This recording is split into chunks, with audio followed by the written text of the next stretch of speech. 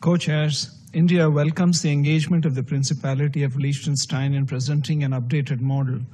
This reflects Liechtenstein's desire for a stronger Security Council. My delegation agrees with the assertion that the UN Security Council in its current design is detrimental to the credibility and effectiveness of the UN and must be addressed at the earliest. We need a UN Security Council that reflects the new multipolar world of today. In this regard, we are also in agreement with Liechtenstein's addition of having at least one member from the small island developing states. My delegation does not support any claims being made by so-called cross-regional groups on the basis of faith or religion, which cannot be the sole basis for representation in the Council. My delegation would also like to engage with Liechtenstein on the question of representation itself.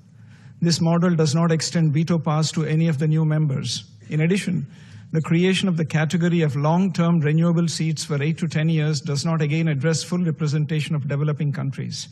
We do not accept this position.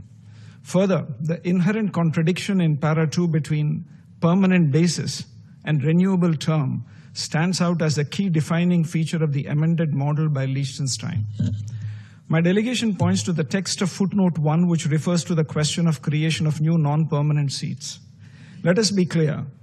This model is limited to expansion in the non-permanent category only.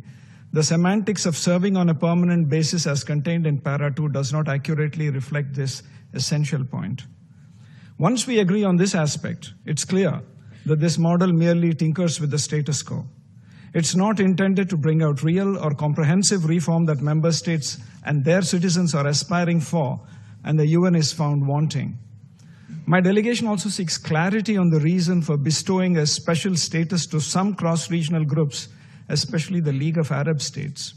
Other regional groups such as the African Union, the OAS, and even the European Union could have a reasonable case for such representation.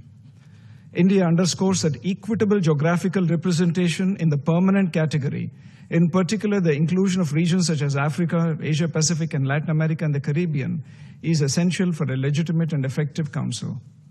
My delegation will continue to call for a constructive and democratic approach as stipulated in the UN Charter and Resolution 62/557 that created the IGN. A record number of heads of state and government and foreign ministers have put their weight behind the need for reform during this high-level week in their national statements.